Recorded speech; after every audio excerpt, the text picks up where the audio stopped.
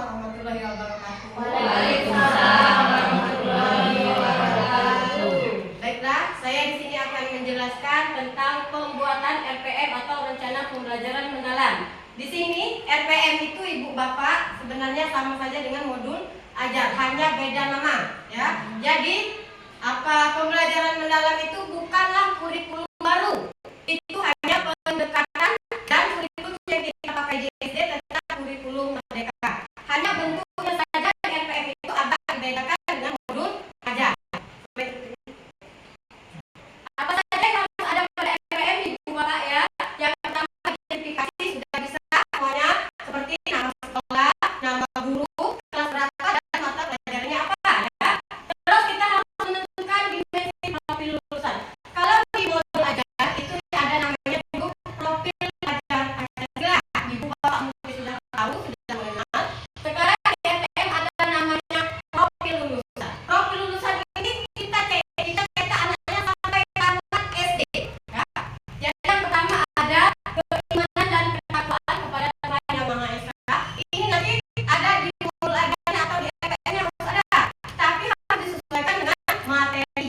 Dari kedelapan dimensi ini tidak semuanya harus ada pada RPM.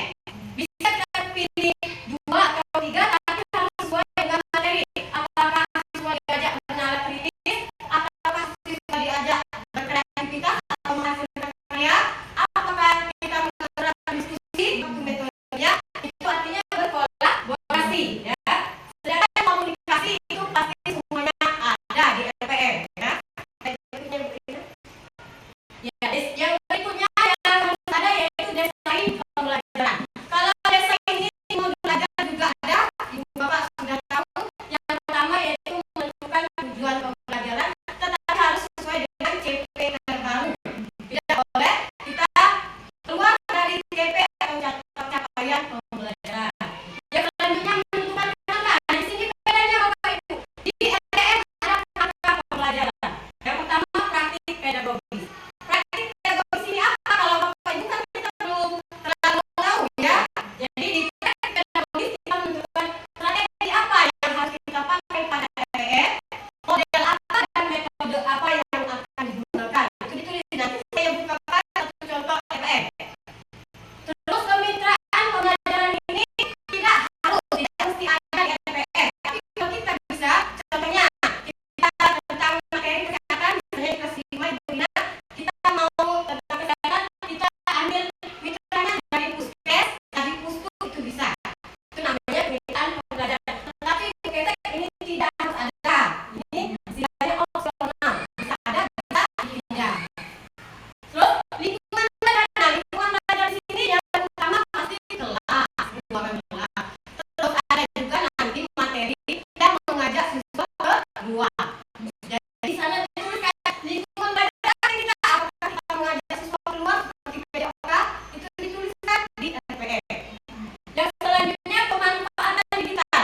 Semestinya di era sekarang sudah semuanya memakai digital, ya. Seperti ini apa? Digital, ya, media digital dan media pembelajarannya, inovasi. Terus harus ada pengalaman belajar. Di mana pengalaman belajar digunakan? Di kegiatan inti, ya. Merancang pembelajaran karena di RPM ada 3 prinsip pembelajaran kalau harus ada. Berkesadaran, bermakna, dan menyenangkan, atau kami singkat BBM, ya. Supaya kamu ingat 3 prinsip pembelajaran mendalam BBM. Berkesadaran, bermakna, dan menyenangkan. Apa yang berkesadaran? Siswa harus tahu dulu apa manfaatnya dia belajar materi yang itu. Terus bermakna, bisa dikaitkan dengan kehidupan sehari-hari dan menggembirakan. Bagaimana kita guru menciptakan suasana kelas yang menggembirakan.